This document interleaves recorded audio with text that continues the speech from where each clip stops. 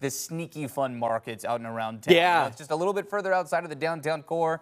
Go check it out in the Kenton neighborhood. Yeah, I've definitely stumbled upon it a time or two, and I'm like, oh, yep, I know what I'm doing this afternoon. Yeah, it's a great time, great time. How's the weather for it? You know, we are holding on to a few more of those clouds over really the next several days as our temperatures are very seasonal for us. 70 degrees right now, and that average is typically around 72. But what you're looking at is just the base of Mount Hood, eclipsed the peak by that cloud coverage that has helped to cool us back today, as many of our temperatures are hovering in towards the mid to the upper 60s to the low 70s, and a lot of those 70s found in the heart of the city where we have trapped a lot of that heat. Even walking into work today, I was still feeling it radiate from yesterday off of the asphalt. So definitely holding on to those warmer temperatures thanks to yesterday's high heat, as the cloud coverage has impacted us up and down the I-5 corridor. Mid 60s for us through the central Willamette Valley, and upper 50s, low 60s found out along the coast. As rain gauges, well, only a few of us actually putting enough raindrops into the bucket to see some measurable amounts. 2/100ths of an inch out towards Tillamook, but I was able to catch a few early morning sprinkles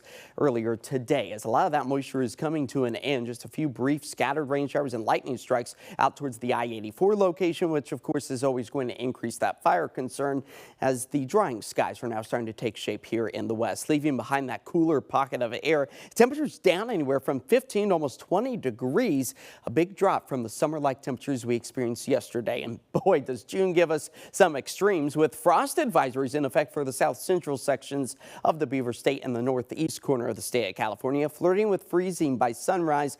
This takes shape at 3 a.m. tomorrow morning and takes us all the way through about 8 a.m. tomorrow, as a wind advisory is also kicking up. Some gusty downsloping winds for the south central sections of Washington, just to the north of the Dalles. So 50-mile-per-hour gusts a possibility through about midnight, and that's sparking the interest of the potential of fire weather danger. Turning up our dials this point in time, seeing improvements tonight and tomorrow morning as we really start to turn those dials back down to low to moderate category, all in preparation of our next low pressure system that will be ushering in not only some cooler temperatures, but also the chance of rain come Friday into Saturday, although that likelihood is looking to be less and less extreme, which is good news for any outdoor activities planned over the next several days. As the sunshine, it is expected to really start to take shape here across western Oregon until we get into Friday. A few more clouds, again, maybe a sprinkle or two for the evening time frame, but low impact. 60 degrees, that's where we fall to tonight with increasing clouds. Highs tomorrow, back to the mid-70s we go. And for the Grand Floral Starlight Parade on Saturday,